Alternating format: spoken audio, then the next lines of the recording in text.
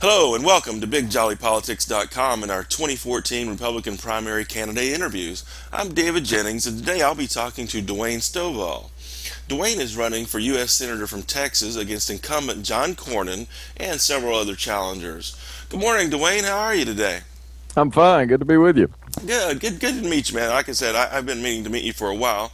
Well, why don't we just take this first part of our time together and let you just introduce yourself to the viewers at BigJollyPolitics.com. You know, plus where you grew up, what schools you went to, are you married, children, your occupation, just some background information so we can get to know you a little better. The basic bio. The basic bio. I'm 48 years old. Currently, my wife and I have lived for the last 16 years or so in Liberty County, just outside of Cleveland, Texas, just north of Houston. And I'm on the school board out here, Tarkington Independent School District. Small business owner. We own a couple of businesses. Been married 22 years. Have 3 children, range from 7 to 21. I got one about to graduate from college and one that's still in first grade. Oh my. Yeah, he's our mascot. But I was born in an Humble camp, if anybody knows what that is. Humble camps are the old company-owned camps. Humble was the predecessor to Esso, Exxon. And I was born living in one of those camps in Baytown. Spent the first 10 years of my life there. Spent a couple of years in Alaska while my father worked on the pipeline. Came back to Katy, moved from Katy to New London. And New London's really my homestead. That's where I met my wife. We both graduated from the same high school. Went from there to Kilgore Junior College, from Kilgore Junior College to Texas State, or Southwest Texas State.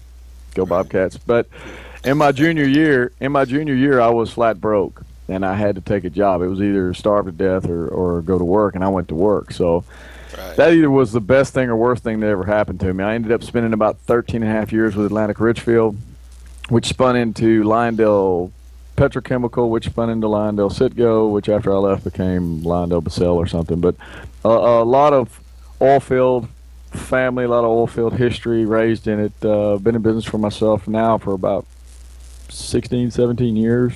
What kind of business is it? In '96, while I was still working for what was then Lyondell, I started a company called Diamond K Equipment Incorporated, and we've basically over time became a bridge building firm, and we built bridges all over the state of Texas for our primary customers, the Department of Transportation. 2 years ago, I started a company called Liberty Testing.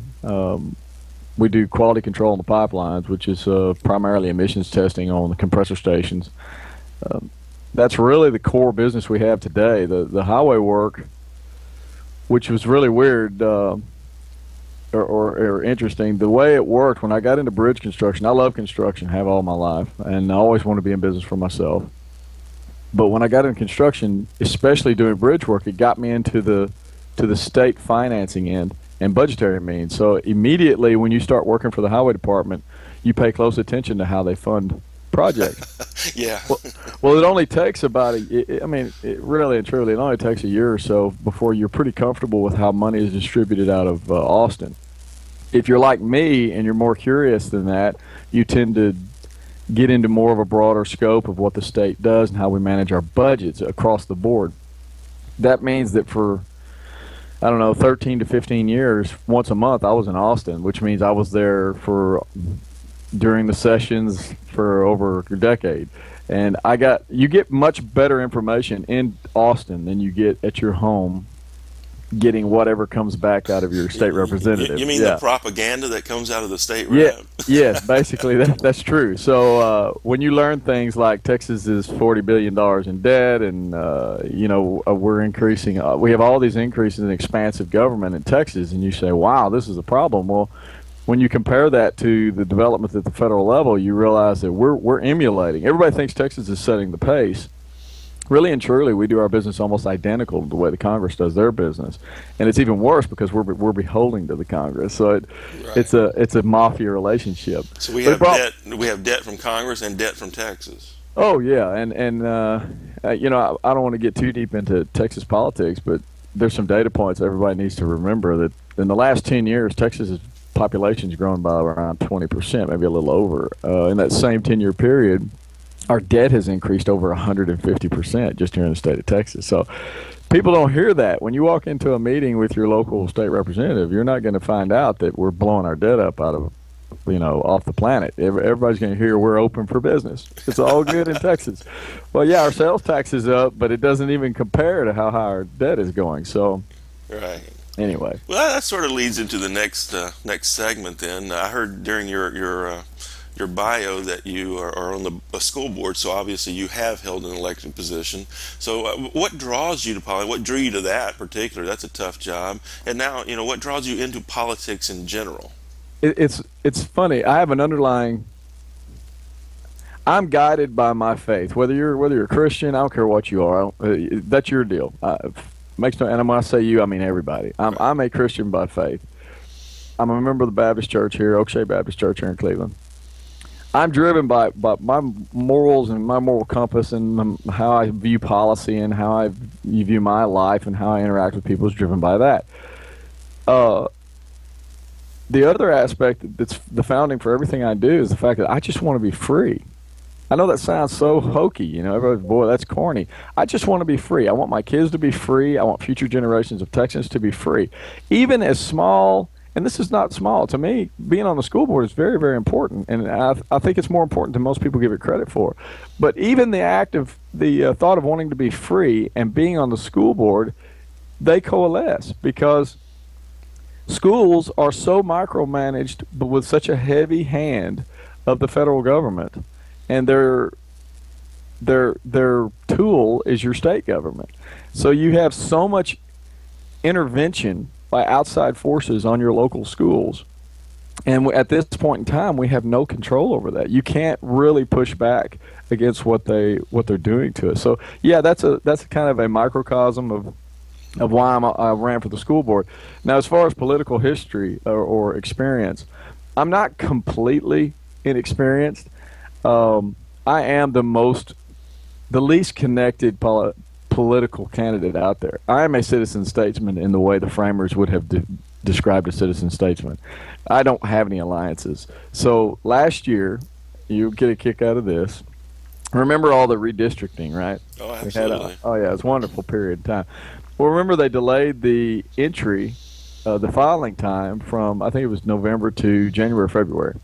Right. So that delay, my wife would really like to get that back, because we were sitting around the table with my children one night, and it was during the filing period, the second one, and I told her I was so fed up with the state representative in our district that I said, that's it. I'm either going to stop voting altogether, or I'm going to get in this thing.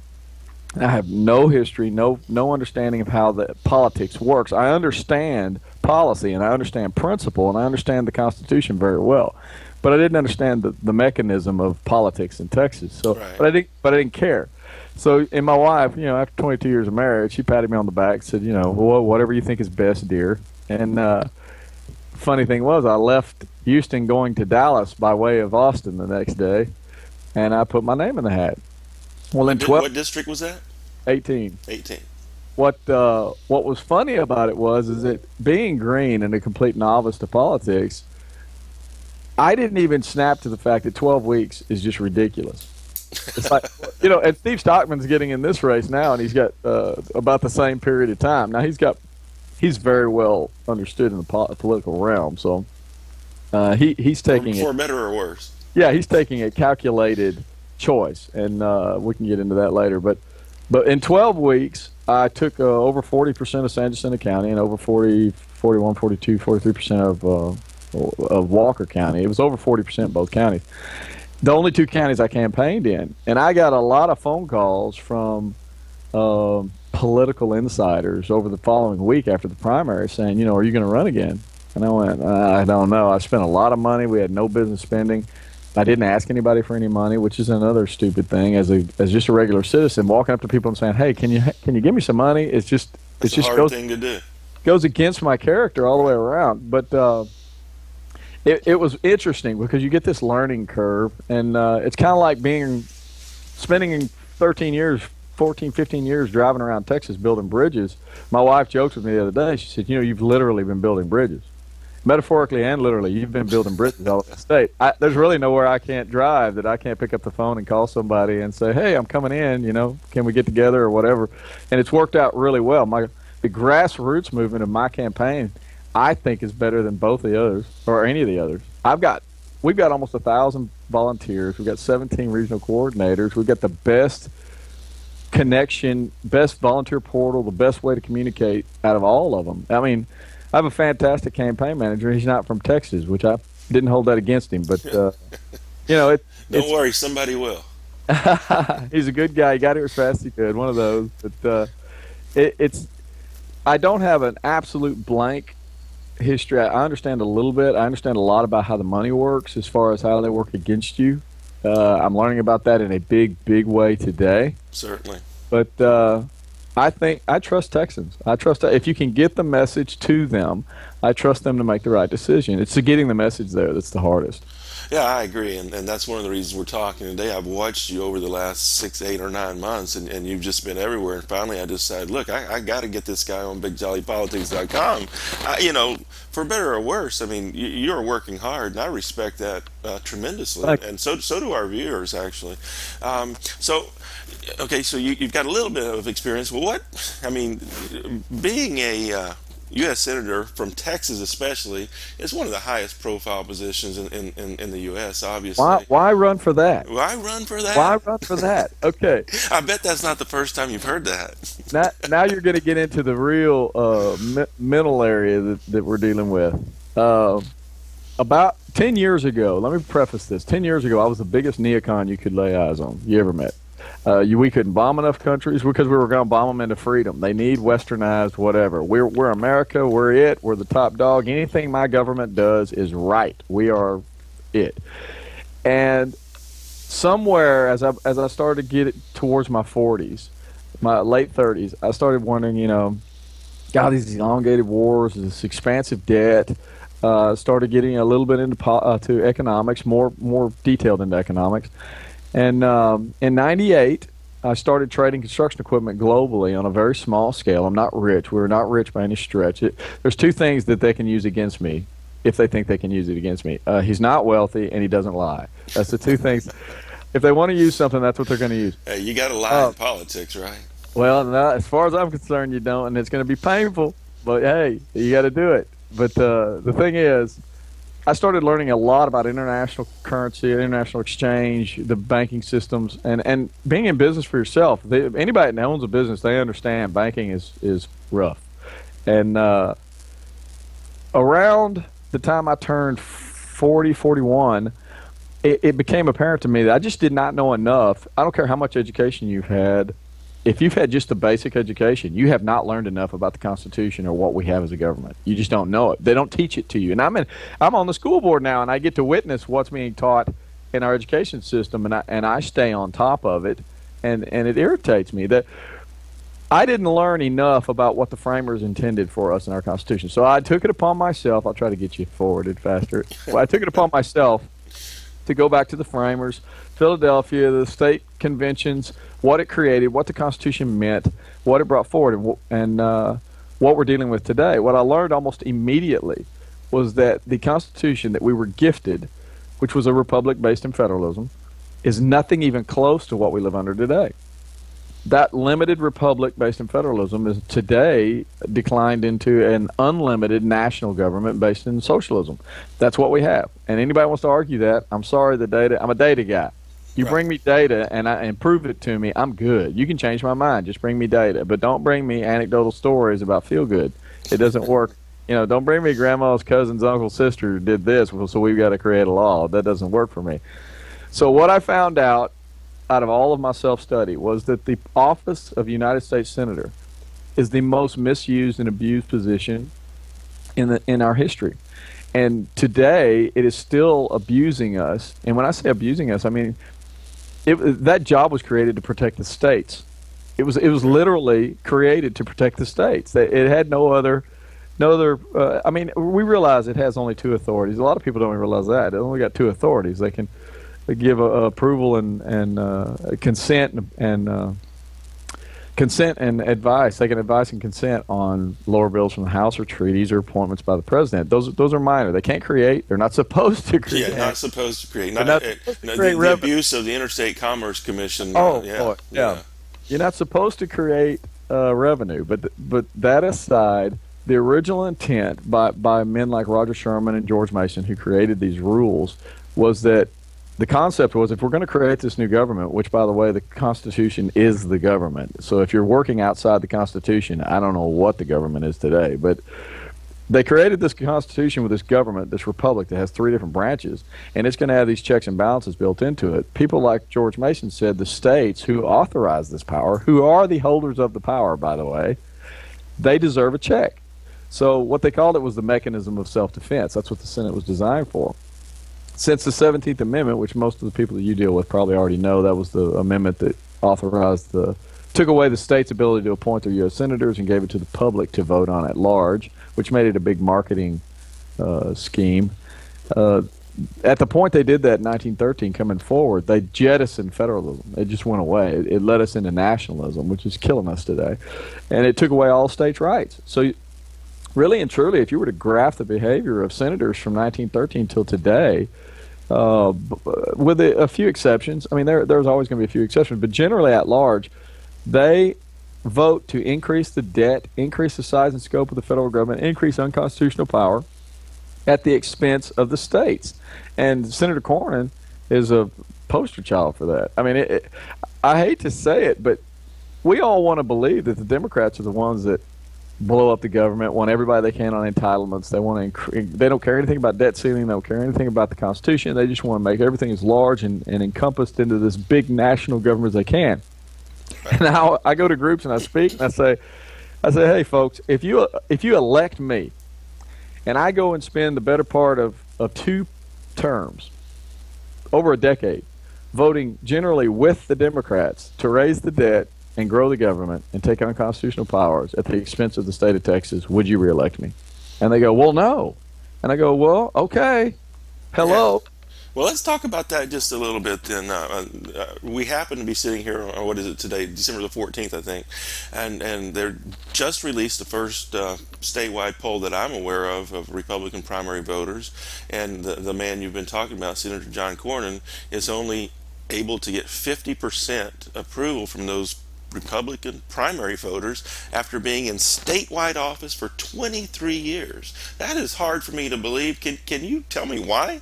Sure. The social media, the way people interact anymore, the way people are now, because politics has overtaken everyone. 20 years ago, if you said, hey, what's your view on politics? People go, oh, I don't get involved in politics.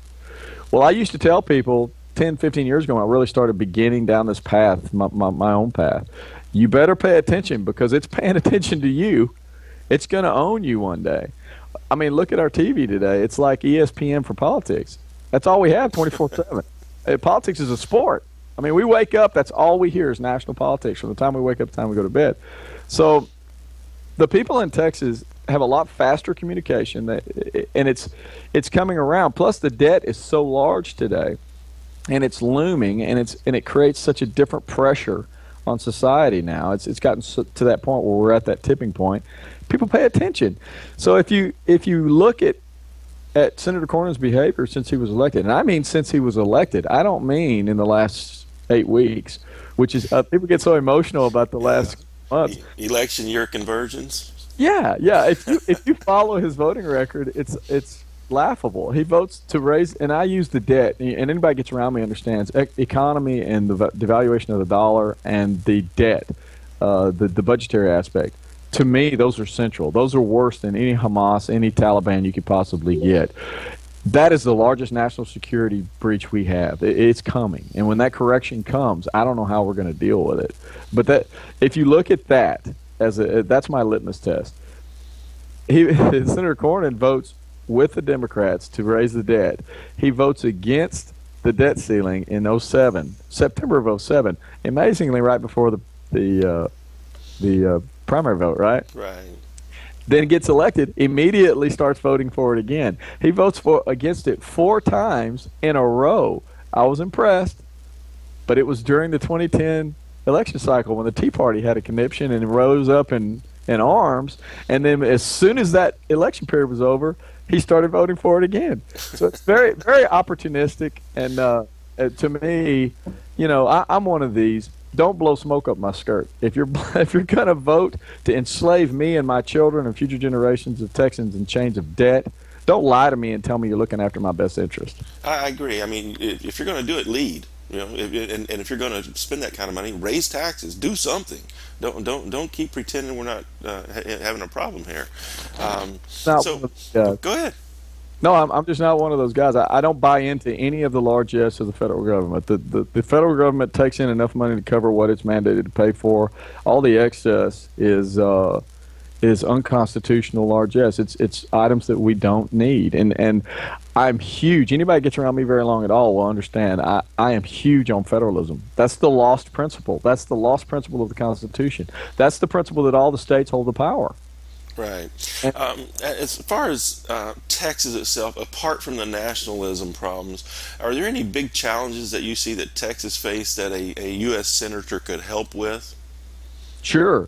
Government encroachment is the hardest. I mean, besides, we'll take the national debt and the relationship between the federal and the states. And Texas is not alone. All 50 states are involved in this relationship. It's very unhealthy.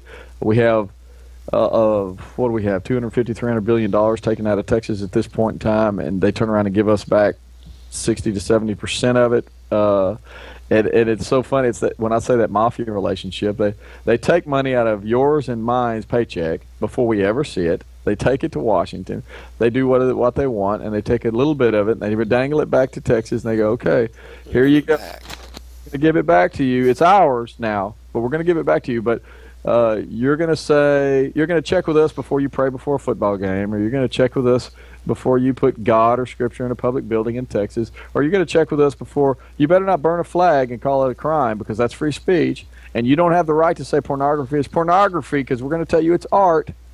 All of these kinds of stupid, ridiculous things that go against the Declaration of Independence that says we're free and independent states. So those mandates that come back and say you're not going to feed kids fried chicken at lunch, we know you're eating it at supper time, but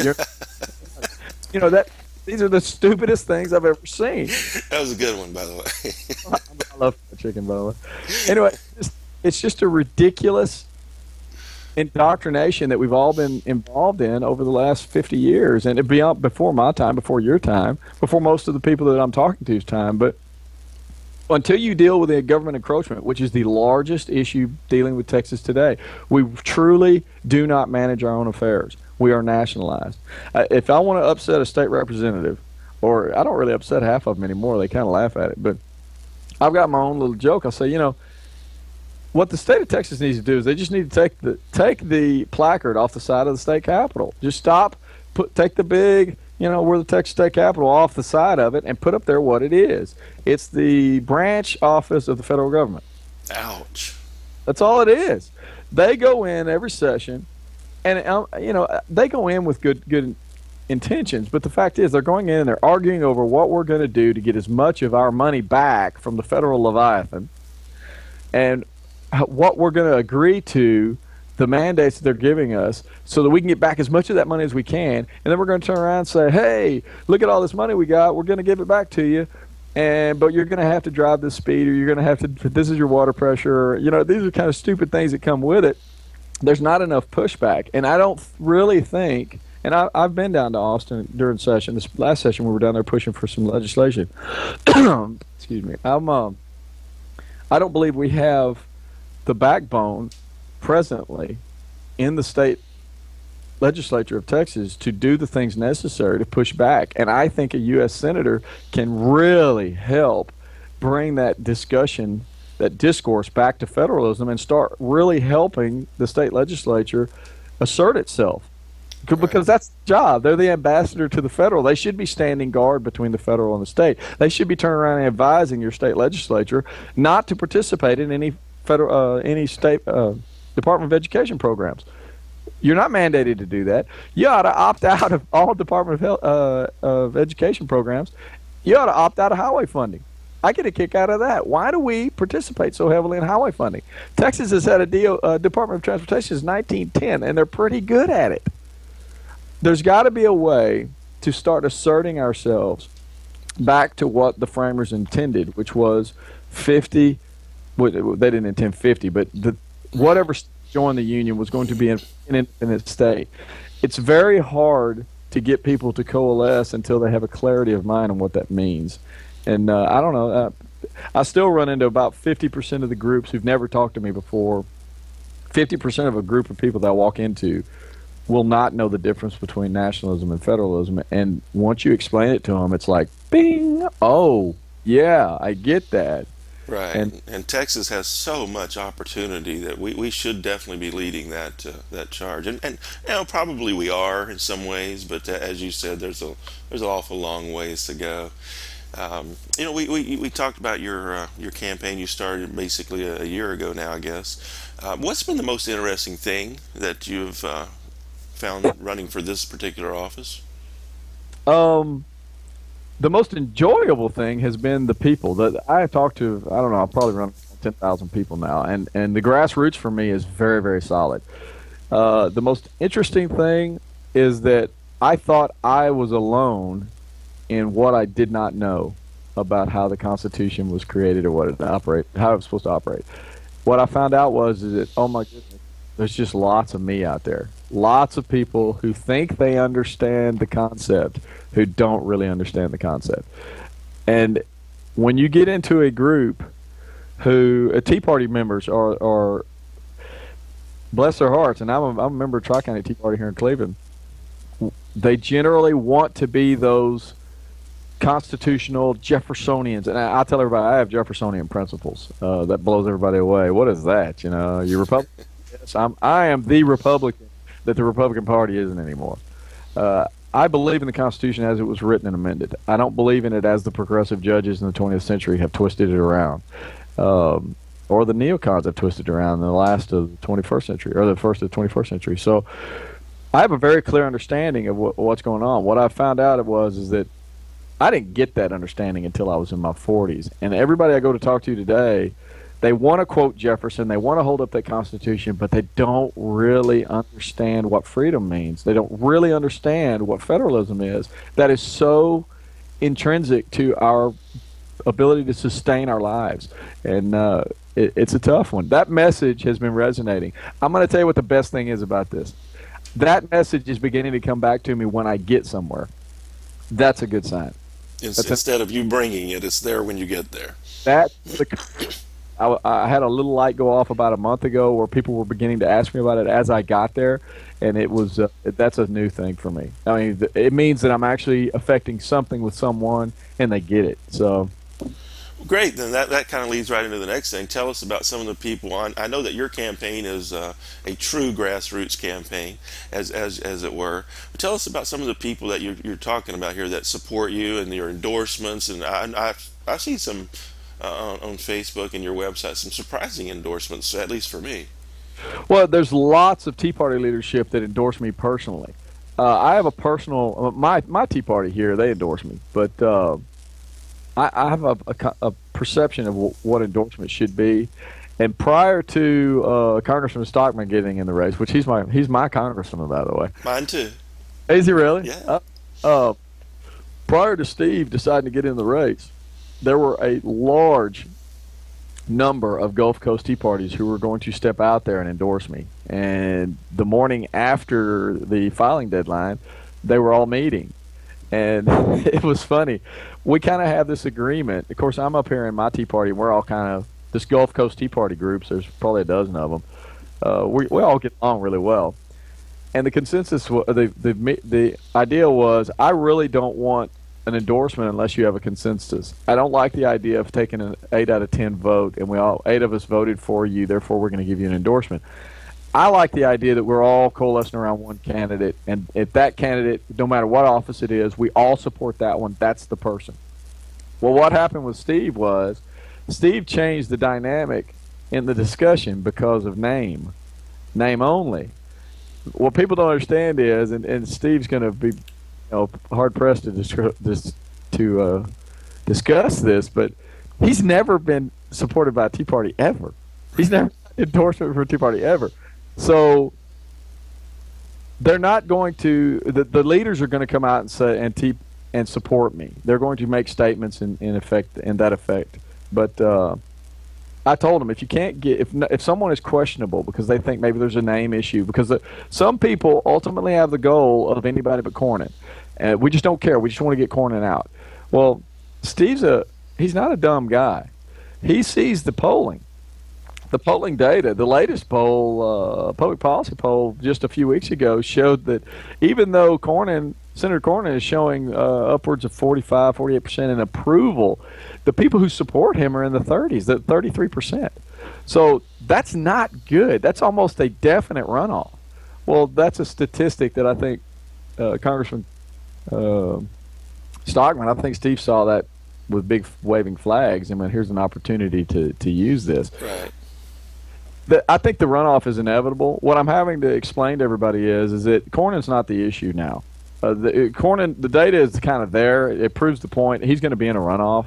And those people who coalesce around John Cornyn, who care nothing about his voting record, who don't care about constitutional values or principles of your freedom or the debt, who don't care anything about that, they're going to vote for him. We're not going to sway those people.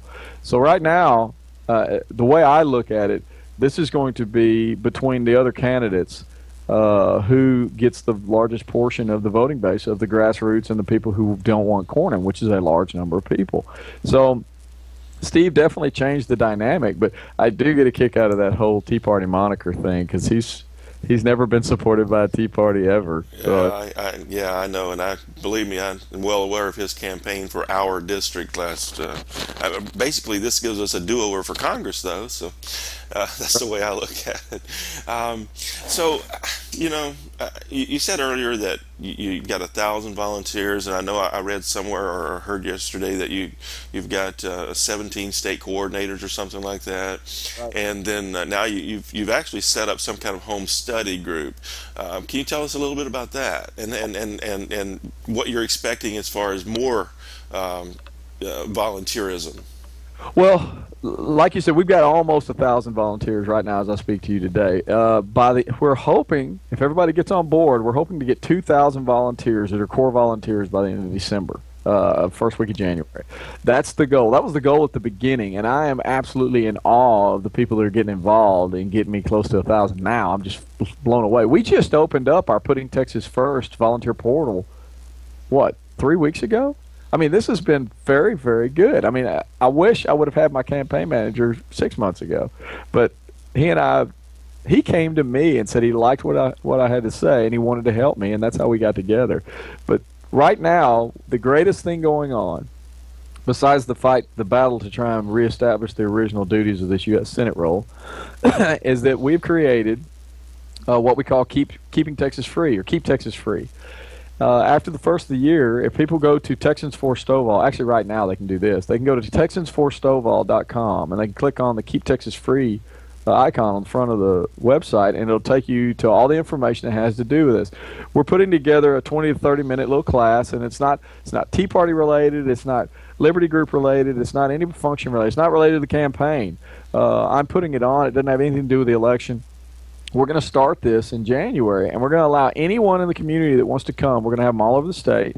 We've got people who want to teach it. We've got people, if you want to teach it, get involved, sign up. If you want to just come, get involved, find out, keep in touch with us, find out when we're going to have them in your area.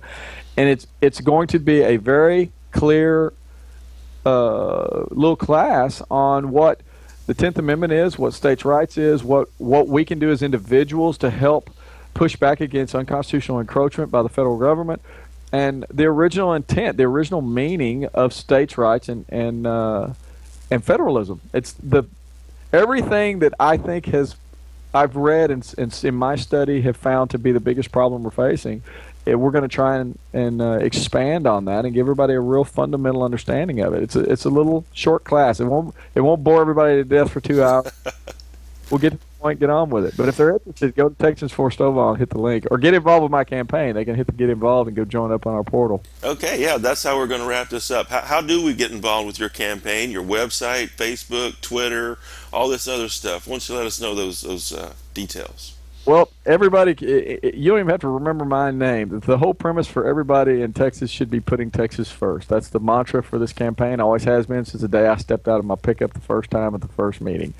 If you go to Texans4Stovall.com, you can hit the get involved. It'll take you to the Pitting Texas First portal where you can create a profile and get involved, get on the team, and start learning what we'll learn about you, what you can do for us, and what we can do for you, and we'll try to work together to make this thing happen.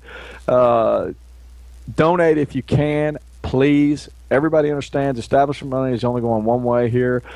Stockman is going to strain a lot of air out of the room, and he's going to bring a lot of names that are outside of our area who are going to bring some money to him, which is odd because he didn't have any more money than I did when he started. But he's got name recognition. He'll throw a few bombs out there, and we'll figure out his issues later. But go to Texans for Stovall, join if you can, donate if you can, and get involved, and just stay in touch.